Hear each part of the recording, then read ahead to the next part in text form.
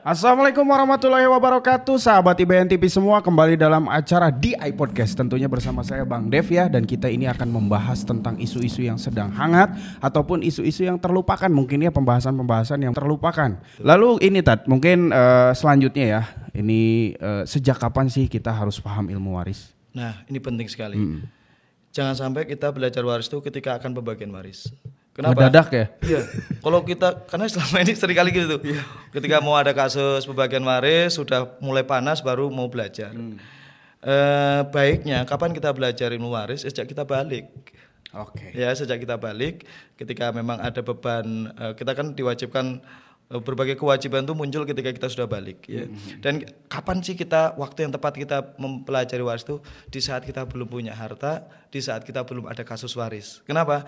Konsep sudah masuk dulu gitu ya, sudah tertanam kuat dulu. Nanti kalau ada kasus waris yang dihadapi, maka kesadaran itu akan mengendalikan hal-hal ataupun konflik yang ada tadi gitu loh.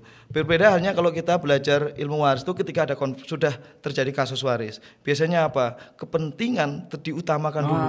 Kepentingan dilupakan dulu sehingga informasi yang disampaikan oleh ustadz ataupun siapa yang menyampaikan tentang ilmu waris tadi itu akhirnya hanya sebagai choice, hanya sebagai pertimbangan. Bukan sebagai sesuatu yang mengendalikan. Yang lebih mengendalikan apa? Yang lebih mengendalikan adalah keinginan dia untuk mendapatkan harta. Dalam surat Al-Fajr ayat 20 disebutkan bahwa bagaimana kecintaan manusia itu terkaitan dengan harta, gitu ya.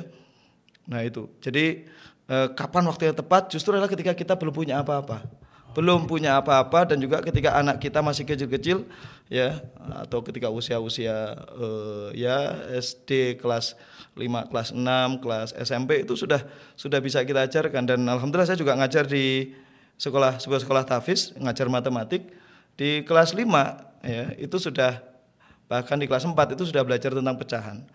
Nah, kita coba matematika itu kita kaitkan dengan realita.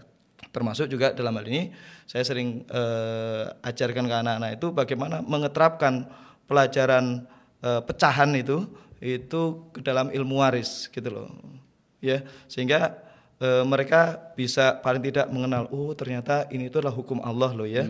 Ternyata itu batasan-batasan Allah yang enggak boleh dilanggar. Betul gitu loh. Sekali. Begitu. Setuju Ustaz. Jadi itu waktu yang paling tepat justrulah ketika kita belum menghadapi kasus-kasus tentang waris. Ini tepat sekali nih teman-teman IBN TV ya, yang masih muda ya, generasi milenial sudah belajar tentang waris sejak awal. Ya, gitu. Karena memang penting ya Ustaz ya. Betul. Jangan sampai nanti ketika jangan sampai kayak tahu bulat Ustaz. Betul. Ketika ada masalah baru ya dadakan gitu ya.